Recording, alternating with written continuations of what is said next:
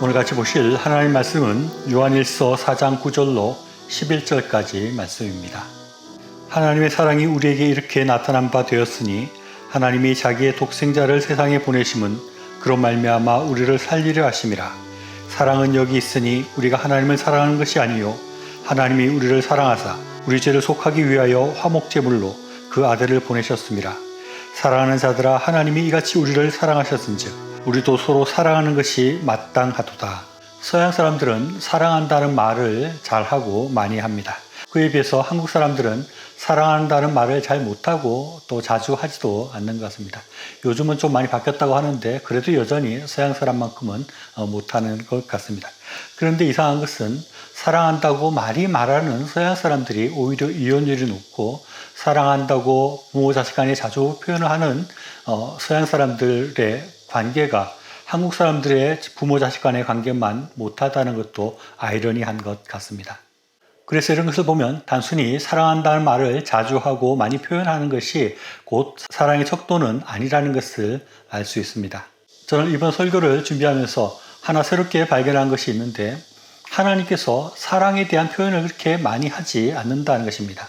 우리가 읽은 본문 바로 앞절인 요한일서 4장 8절 말씀 보면 하나님은 사랑의 시민이라 라고 말씀하고 있는데, 그렇게까지 말하는 것에 비해서 하나님께서 하나님을 사랑하라는 말을 하시는 것에 비해서 하나님께서 우리에게 직접적으로 사랑한다는 표현은 그렇게 많지 않다는 것입니다.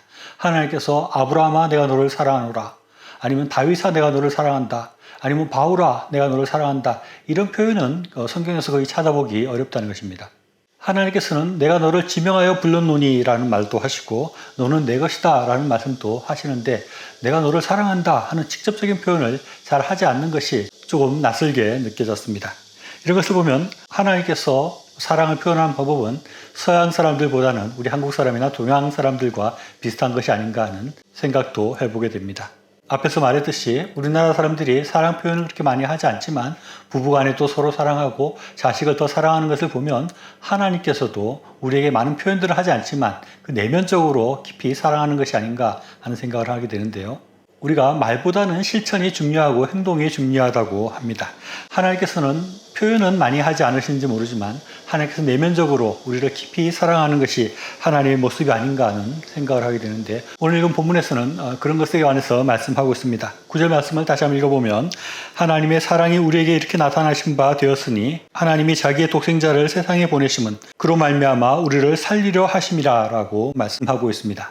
하나님의 사랑이 이렇게 나타났다라고 말씀합니다.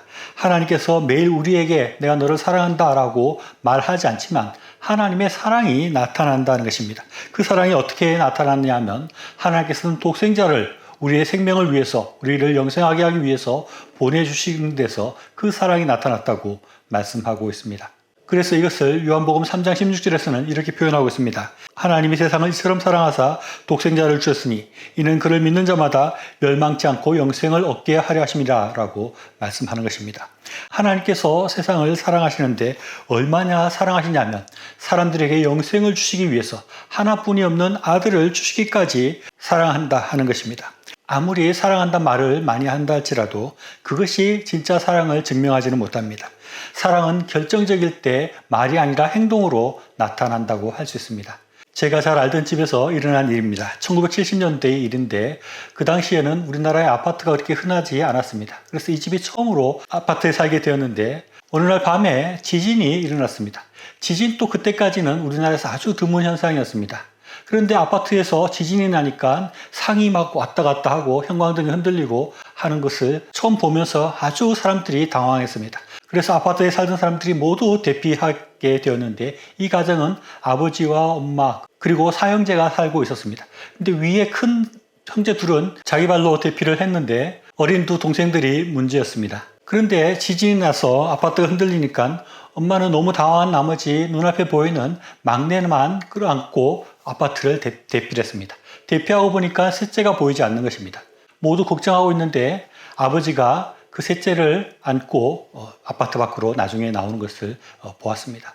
그 일이 어떻게 보면 아무것도 아니지만 그 가정에는 아주 놀라운 일이었고 새로운 것들을 생각하게 한 그런 사건이었습니다. 왜냐하면 그 아버지는 평소에 성격이 굉장히 급하기도 하고 또 자녀들에게 사랑한다는 표현을 거의 하지 않았습니다. 특히 셋째는 아버지에게 많은 미움을 받고 부끄러움을 많이 받는 그런 사람이었습니다. 그래서 아버지가 그 셋째를 미워한다고까지 가정 안에서는 그렇게 생각되고 있었는데, 아주 위급한 상황에서도 아버지가 그 셋째를 챙겨서 데리고 오는 것을 보면서 그 가정에서 새로운 것들을 생각하게 되었다는 것입니다. 그것은 그 엄마가 셋째를 별로 사랑하지 않는다 하는 것이 아니라, 평소에 셋째를 별로 좋아하지 않는 것 같고 많이 구박하던 아버지가 실은 그 마음속으로 셋째를 깊이 사랑하는 마음이 있었다는 것입니다. 그래서 그 급박하고 위험한 상황 가운데서도 셋째를 데리고 아파트를 피신했다 하는 것을 생각하고, 그 아버지가 셋째를 사랑한다는 것이 그 가족 가운데 증명되었다 하는 것입니다. 평소에 하나님께서 우리를 향해서 사랑한다는 말을 그렇게 자주 하지 않지만, 하나님께서 우리를 깊이 사랑하고 있고, 그것이 십자가에서 예수님께서 죽으시는 것을 통해서 나타났다는 것입니다. 하나님께서 예수님을, 우리를 사랑하사 이 땅에 보내셨다고 하셨는데, 이 예수님께서 이 땅에 오셨다는 것은 보통 일이 아닙니다. 하나님이신, 하나님의 아들이신 예수님께서 이 누추한 땅에 오셔가지고 사람들과 함께 살아가시고, 사람들에게 핍박을 받으시고, 십자가에서 조롱을 당하시고, 십자가에서 죽기까지 해주셨다는 것, 그 가운데 하나님의 큰 사랑이 나타났다고 할 수 있는 것입니다. 앞에서 말한 그 아버지는 딸을 위해서 지진의 위협을 무릅쓰고 딸을 구해온 것으로 그 사랑을 나타내 보였지만, 하나님께서는 단순히 구해오는 그런 것이 아니라 예수님 하나뿐이 없는 아들을 이 땅에 보내셔서 그 아들을 죽게 하심으로 우리에 대한 사랑을 보여주셨다 하는 것입니다.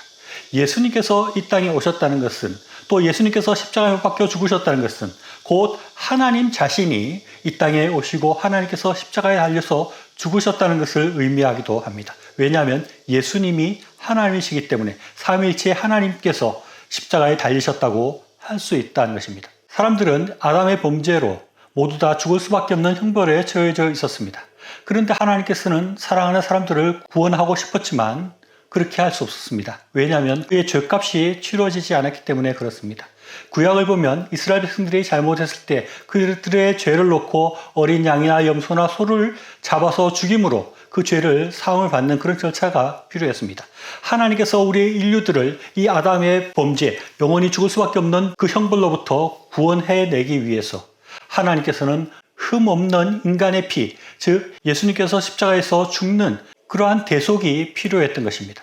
그래서 하나님께서는 우리 인간들을 구하기 위해서 아낌없이 하나뿐이 없는 아들을 이 땅에 보내시고, 예수님께서는 십자가의 고난을 당하시고 십자가에서 죽음을 죽어주셨다는 것입니다. 그것이 하나님의 사랑인 것입니다. 누군가를 사랑해서 재물을 내어놓는 것은 쉽지 않은 일이지만 가끔 있을 수 있습니다. 그러나 누군가를 사랑해서 그의 하나뿐이 없는 아들을 죽음에까지 내어준다는 것은 도저히 있을 수 없는 것입니다. 이 십자가의 사랑, 이 십자가의 죽음은 세상에서 볼 수 없는 가장 큰 사랑을 보여주신 것이라고 할 수 있습니다. 이렇게 하나님께서 이 땅에 우리를 구원하시기 위해서 예수님을 보내주시고, 예수님께서 이 땅에서 우리를 위해서 십자가에 박혀 죽으셨다는 것은 이 세상의 그 어떤 것보다도 강력한 사랑을 증거하는 것이라고 할 수 있습니다. 이런 십자가 앞에서 우리는 하나님의 사랑을 의심해서는 안 되는 것입니다. 우리는 때때로 하나님의 사랑에 대해서 의심할 때가 있습니다. 하나님께서 나를 사랑하시지 않는 것이 아닌가? 하나님께서 나를 조금밖에 사랑하는 것이 아닌가? 하나님께서 충분히 나를 사랑하지 않는 것이 아닌가 하는 그런 의심이 들 때가 있습니다.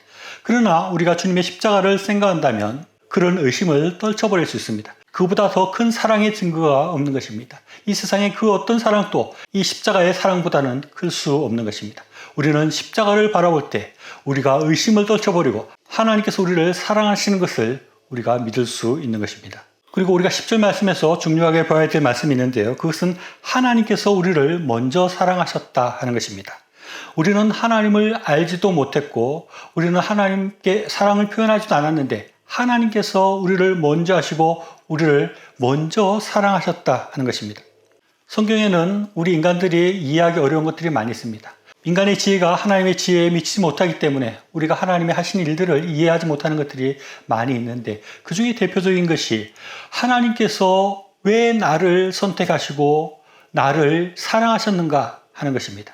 세상에 많은 사람들이 있습니다. 지혜로운 사람들도 있고 돈이 많은 사람들도 있고 착한 사람들도 있습니다. 그런데 그런 사람들 말고 왜 굳이 하나님께서 나를 선택하시고 예정하시고 먼저 하시고 먼저 사랑하셨는가 하는 것입니다. 우리가 그 이유는 알 수 없지만 분명한 것은 하나님께서 우리를 먼저 사랑하시고 사랑하시기로 작정하셨다는 것입니다. 사도행전 13장 48절 말씀 보면 이방인들이 듣고 기뻐하여 하나님의 말씀을 찬송하며 영생을 두시기로 작정된 자는 다 믿더라 라고 말을 하고 있습니다.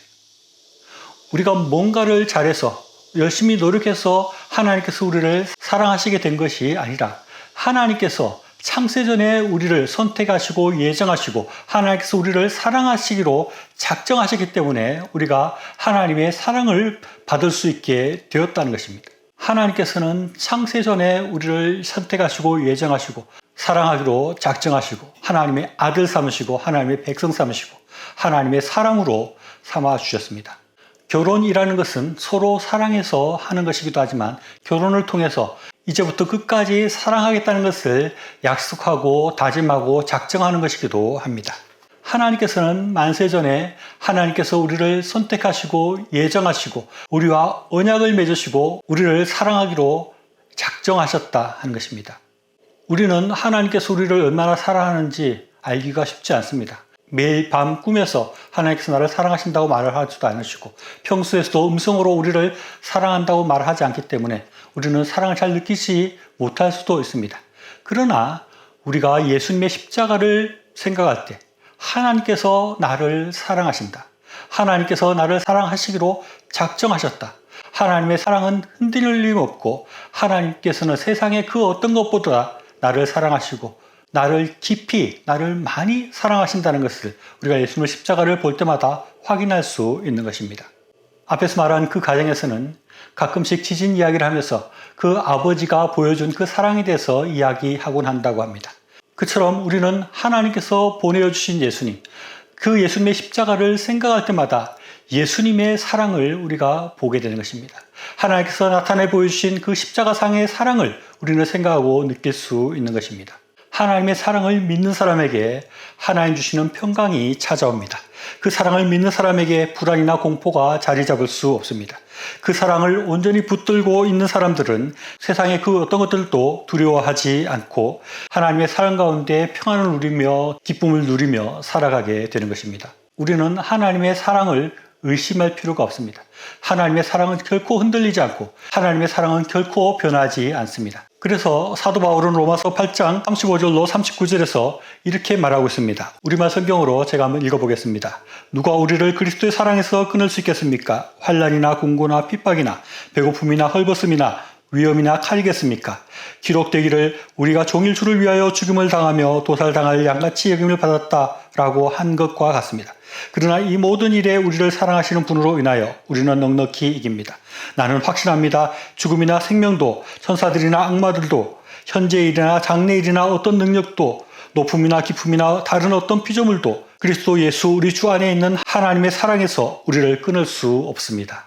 우리가 하나님의 이 의심, 이 변함없고 흔들림 없는 하나님의 사랑을 우리가 의심하지 않고 믿고 바라본다면 우리는 놀라운 삶을 살 수 있습니다. 우리는 세상 사람들이 느낄 수 없는 그런 참된 평안을 느끼며 살아가게 될 것이고 세상이 알 수 없는 기쁨을 누리면서 살아가게 될 것입니다. 그리고 그런 하나님이 주시는 기쁨과 평안이 있는 사람은 하나님의 큰 일들을 감당할 수 있습니다. 11절 말씀 보면 사랑하는 자들아 하나님이 이같이 우리를 사랑하셨은즉 우리도 서로 사랑하는 것이 마땅하도다라고 말씀하고 있습니다. 우리가 하나님의 사랑을 분명히 믿고 그 사랑 가운데 살게 될 때 우리는 다른 사람들을 사랑할 수 있게 된다는 것입니다. 하나님은 사랑이라고 말씀하셨습니다. 그 하나님의 사랑을 믿고 바라보는 사람은 하나님의 사랑을 가진 사람이 되고 사랑의 사람이 될 수 있는 것입니다. 그리고 이웃을 사랑하는 사람이 될 수 있습니다. 저는 하나님께서 우리에게 시키시는 일이 있고 그것이 소명이라는 얘기를 늘 합니다. 제가 소명에 대해서 계속 생각하면서 점점 더 분명하게 깨닫게 되는 것은 우리의 소명이라는 것이 결국 이웃을 사랑하는 것이다 하는 것입니다. 우리가 이웃을 사랑할 때 우리가 소명을 이룰 수 있다는 것입니다. 우리가 하나님의 사랑을 의심하지 않고 그 사랑을 분명히 의지하고 나아가게 될 때 우리는 하나님 주시는 평안을 누리게 되고 우리 속에는 참된 기쁨이 넘치게 되고 우리 속에는 하나님의 사랑이 가득하게 되어서 우리 사랑을 다른 사람들에게 나누어 줄 수 있는 사람이 될 수 있다는 것입니다. 십자가를 통해서 보여주신 그 하나님의 사랑, 그 예수님의 십자가의 사랑을 마음속에 굳게 붙들고 날마다 그 십자가의 사랑을 바라보면서 하나님께서 나를 사랑하신다는 그런 확신 가운데 주님 주시는 평안을 누리며 기쁨을 누리며 그 사랑이 풍부해져서 우리 안에 있는 사랑을 이웃들에게 나눠주고 이웃들을 사랑하고 서로 사랑하면서 살아갈 수 있는 저와 여러분의 삶이 될 수 있기를 바랍니다.